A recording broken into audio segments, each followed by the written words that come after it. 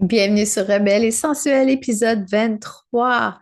Donc, sensualité et émotion, comment les intégrer dans notre vie quotidienne? Alors aujourd'hui, je vais te démystifier, c'est quoi la sensualité? C'est bien plus que le sexe. Les émotions, elles sont des messagères et non des envahisseurs. Et aussi, comment tu peux intégrer la sensualité dans ton quotidien?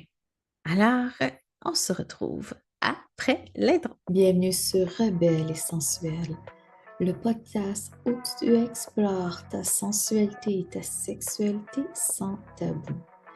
Je suis Geneviève Bessette et à chaque semaine, je t'accompagne pour te reconnecter à ton corps et vivre avec plus de liberté. Que tu sois en quête de connaissance de soi ou en pleine guérison, ce podcast est pour toi. Ensemble, avançons avec amour et empowerment. Alors, pourquoi la sensualité et les émotions sont profondément liées, mais on passe notre temps à les rejeter? Je pourrais dire que physiquement, la sensualité et les émotions viennent du deuxième chakra, ton chakra sacré qui est Swadhisthana. Donc, l'élément des émotions est aussi la douceur de la sensualité, donc est représentée par l'eau. Alors, sont profondément liés parce qu'une personne sensuelle, elle donne accès à ses émotions d'émerger, de les vivre. La femme sensuelle est quelqu'un qui est en contact avec ses émotions, donc elle peut les exprimer. Elle les vit sans les contrôler, ni les réprimer, parce que elle sait qu'elle est bien plus qu'une émotion et que son émotion, c'est une messagère. Alors, elle écoute. Qu'est-ce que son corps veut lui dire? Alors, tu peux me dire pourquoi on fuit nos émotions d'abord et notre sensualité. Je pourrais dire, on fuit nos émotions parce qu'un, on ne veut pas se laisser envahir, submerger, c'est relié à des vieux souvenirs douloureux que tu as encore gardés dans ton corps comme un précieux trésor. On les fuit parce que c'est pas le moment, c'est pas le temps. On n'a pas cru à nos histoires ou à qu'est-ce qu'on veut. Ah, tu sais, arrête de morver puis retourne jouer. Donc, on n'était peut-être pas soutenu à ce moment-là quand on vivait des émotions. Peu importe la famille d'où tu viens ou que ça peut être à l'école aussi, qui devient ta deuxième famille parce que tu passes aussi du temps dans un univers rempli de personnes. Pour qu'est-ce qui est de la sensualité, on fuit la sensualité parce qu'on pense que ça a été dangereux parce qu'on s'est fait agresser. Loin de là, c'est pas ta faute. Peu importe de la façon que tu pouvais être habillé ou... Et pourquoi qu'on fuit la sensualité, c'est à cause qu'on a plein de préjugés par rapport à la sensualité. La sensualité est pour acquérir du plaisir. La sensualité est pour ces femmes et ces hommes infidèles. La sensualité, c'est qu'on va s'attirer du trouble parce qu'on a subi une agression sexuelle. Mais en fait, la sensualité, c'est de ressentir avec tes cinq sens. Alors, t'émerveiller d'un lever de soleil ou encore par la lune qui brille. Prendre le temps de parler aux fleurs, aux abeilles, ressentir, voir ce que ça fait dans ton corps quand tu es dans la nature versus dans le trafic. La sensualité, c'est la capacité d'éveiller ses cinq sens et avoir du plaisir pour ça. Dans qu'est-ce que tu manges, qu'est-ce que tu vois, la musique, comment tu l'entends, comment que ça peut être une douillette ou une douceur à tes oreilles. Qu'est-ce que tu ressens, ces frissons-là quand tu entends de la musique ou qu'il y a ou un courant d'air froid. Alors, la sensualité, on pense que c'est érotique, mais loin de là. Par contre, grâce à la sensualité, donc ta présence avec tes cinq sens, au sein de ta sexualité va être 10 fois plus meilleure, sinon plus. Est-ce que tu es du genre de personne qui a tendance à être dans sa tête et à être dans l'attente quand que tu as ta période sexuelle pour dire, ben ouais, je suis habituée, ça fait 20 ans que je suis avec, fais tout le temps les mêmes affaires. Au lieu de avoir du plaisir à partager cette connexion-là. Alors sinon, pourquoi tu es en couple? Alors, mon approche là-dedans, c'est que je construis mon univers autour de la sensualité. Donc, que ce soit avec l'atelier Sensuel Toi qui s'en vient sous peu, tu vas voir que je te fais expérimenter par le mouvement. Je te fais aussi euh, ressentir, libérer ces émotions-là parce que ces émotions-là, c'est comme tes couches de vêtements que tu mets par-dessus ta personnalité, ta carapace. Alors, si on te dépouillait un petit peu, puis c'est ça que ça fait sensuel, toi. Ça fait te reconnecter avec la femme en toi.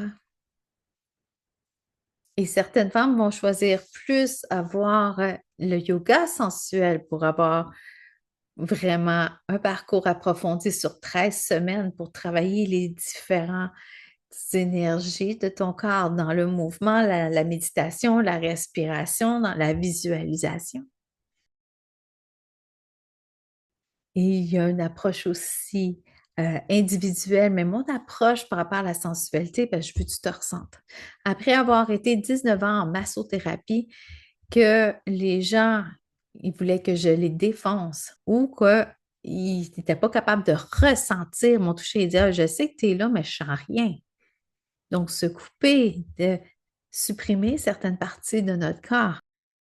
Et c'est à ce moment-là, j'ai dit, Colin, c'est bien plus le fun quand que tu t'émerveilles comme un enfant devant un papillon, devant la lune, ou que tu adores prendre le temps de savourer les textures d'un bon repas. Tu passes à côté de plein, plein de choses parce que justement, tu es devenu insensible à tes sensations. Puis pour ressentir tes sensations, il faut ralentir. Alors, c'est ça que je fais dans mon univers parce que je veux que tu ressentes mieux, que tu libères les blocages énergétiques, corporels, émotionnels pour que tu puisses au moins t'affirmer. Tu as enlevé des pleurs sur ta personnalité. Alors maintenant, affirme-toi, prends ta place. Donne-toi la permission de ressentir du plaisir. Personne ne va te chicaner. C'est fini. C'est peut-être des phrases que ton mini-toi à l'intérieur a besoin d'entendre. Et c'est dans cette lignée-là que je t'accompagne à récupérer toutes les parties de toi, tes pièces du casse-tête qui se sont éparpillées pour refaire, pour co-créer. Pas moi qui va dire quoi faire. Je veux que tu co-crées ta vie, que tu fasses une nouvelle version de toi-même. Alors, démystifier la sensualité, c'est un concept beaucoup plus que sexuel. Je te l'ai expliqué tantôt. On dit ça, ah, une femme est sensuelle parce qu'elle a une lingerie, elle est déshabillée, elle est bien faite et tout ça, la sensualité. Je vais te dire, j'ai vu des femmes plus corpulentes qui étaient bien plus sensuelles qu'une femme très mince. Cette sensualité-là, c'est palpable. C'est ce je ne sais quoi. C'est un charme naturel qui fait en sorte que ça peut être beaucoup plus complet comme approche. Pas juste un désir physique, mais un désir de tous les sens à côtoyer cette personne-là. Fais juste prendre le contexte où tu vas trouver un homme ou une femme très belle, mais quand elle ouvre la bouche ou tu lui parles, il n'y a aucune, zéro connexion. Est-ce que c'est quelque chose que Tu vas peut-être la sentir fake, vide, qu'elle ne dégage pas de sensualité. Elle était juste belle, c'est tout. Alors, c'est comme ressentir avec un level up. Donc, avoir une connexion beaucoup plus profonde avec l'autre personne au lieu de se contenter à juste un aspect de sa personnalité. Ça fait en sorte aussi qu'on peut avoir des relations plus saines en étant à l'affût de nos sensations pour dire cette personne-là, est-ce que ça me dit oui ou que ça me dit non? Alors, la sensualité, c'était en relation avec notre corps, ses sensations, nos émotions et même ton environnement. Je vois passer ces temps-ci sur TikTok, non, sur Instagram, que tu prends un morceau de fraise pourrie avec un cure-dent puis tu la mets à deux fraises saines. Comment ça se désagrège? Alors, est-ce que ton environnement te nourrit? Il y a toujours un adage qui dit tu es la somme des 5 personnes qui t'entourent. En regardant ça, est-ce que c'est des gens qui te font un level up ou qui grugent ton énergie? C'est important. C'est-tu des gens qui vont t'encourager ou qui vont t'écraser parce qu'ils veulent te garder à un bas niveau de conscience au lieu de vibrer en énergie? Alors, tant de personnes sont déconnectées de leur sensualité. Pour beaucoup de raisons, comme j'ai dit à l'épisode précédent. Tu as des croyances limitantes, protectrices, dans le sens où on dit que c'est mal, on dit qu'une femme aguiche quand elle met, mettons, sa robe en léopard. Ça peut être plein de choses. C'est mal vu d'être sensuel, mais est-ce que tu es sensuelle dans le but d'être une prédatrice? On appelle ça une séductrice. Ou tu veux être sensuelle juste parce que tu veux montrer aux gens que tu es bien dans ton corps, dans ta tête, dans tes émotions. Alors, c'est juste une méconnaissance de la sensualité parce qu'on est trop occupé à performer, on est trop occupé à s'ignorer.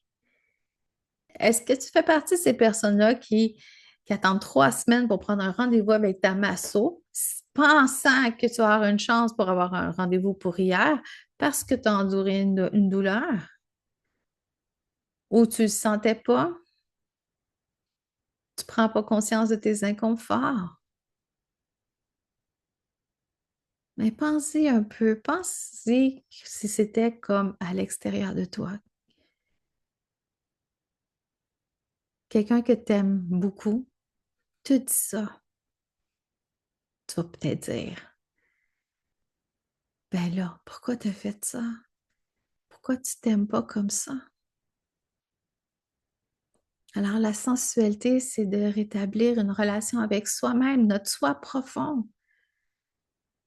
Et c'est grâce à la sexualité sacrée, je te fais vivre une transformation profonde parce que c'est la plus petite partie de toi, c'est comme ton atome. On y va à ton degré d'intensité, c'est correct. Mais c'est pas dangereux d'être sensuel. C'est les idées que les autres personnes se font qui vont se faire du mal à eux autres mêmes, à se créer des attentes. Parce que toi, tu as envie de vivre, tu as envie de briller, tu as envie de ressentir du plaisir et c'est correct. Alors, des exemples de rituels que tu peux faire avec toi-même. Tu as le fameux massage. Juste prendre 5 respirations, main sur ton cœur, puis après, tu vas prendre le temps de caresser, puis de sentir la texture de tes cheveux, de ton visage, de ton cou, tes épaules jusqu'à tes doigts, de ta poitrine, de ton ventre, ton dos, tes fessiers, jusqu'au bout de tes orteils. Alors, fais-les pas juste pour le faire, fais-les dans la lenteur et ressentir chaque texture. Et observe si tu as des jugements. Parce que ton corps, chaque partie de ton corps peut raconter une histoire si tu l'écoutes comme il faut. Juste prendre du temps pour soi est sensuel. Ralentir pour s'écouter. Faire une séance de yoga doux, une respiration, une visualisation. Prendre une marche. S'offrir un bon repas. Tout ça sont des gestes sensuels que tu peux t'accorder à toi-même. Ce n'est pas nécessairement t'acheter une fleur, te payer un spa. C'est des petits gestes. Arrête d'attendre le gros morceau, le gros gâteau. Prends des petites bouchées pour pouvoir être rempli de gratitude à chaque fois que tu vas créer juste ce petit pas-là pour toi. Je peux dire que en prenant contact avec ma sensualité, mais je me donne la permission de rien faire, de ralentir, de lire, de marcher, de m'habiller comme j'ai envie, comme je le feel, sans être obligé de dépendre de la validation des autres. Alors, même un petit geste comme ça peut t'aider tranquillement à aller vers ta sensualité. Mais il y a aussi le cours Sensuel Toi où ça va être 3 heures où que je vais te faire vivre la sensualité. Je vais t'expliquer qu'est-ce qu'est la sensualité, le consentement du corps. On va aller libérer des ondes de tension causées par des blessures émotionnelles. On va aller faire du mouvement gracieux, mélangé avec un peu de yoga et tout ça pour que tu puisses être dans ton moment. Fait que j'ai une séance qui commence bientôt. Puis si c'est pas sur ton horaire à toi, tu saches que j'ai aussi le cours en version autonome. Je mettrai le lien dans la description de l'épisode. Alors, je t'ai parlé tantôt des émotions qui étaient plutôt des messagères au lieu des envahisseurs.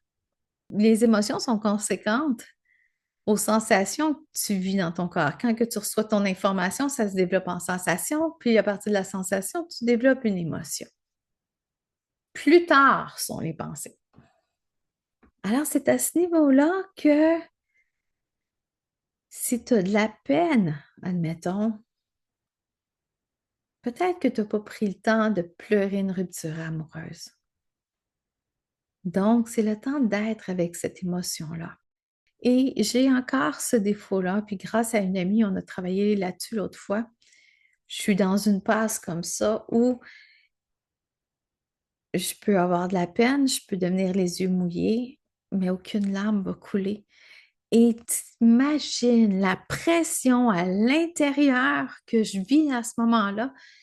Ouf! Puis à un moment donné, ben, je me félicite quand des larmes coulent. Ça fait du bien. Ça libère davantage.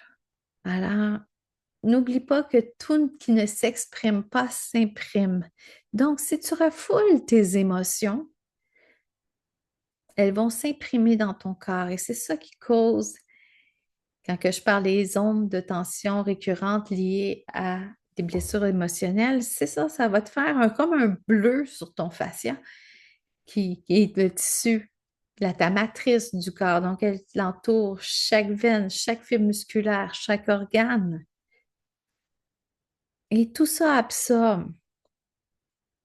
Et à chaque fois que on n'est pas capable d'exprimer notre colère, on n'est pas soutenu, tout ce qu'on a ravalé depuis combien de décennies s'inscrit dans ton corps.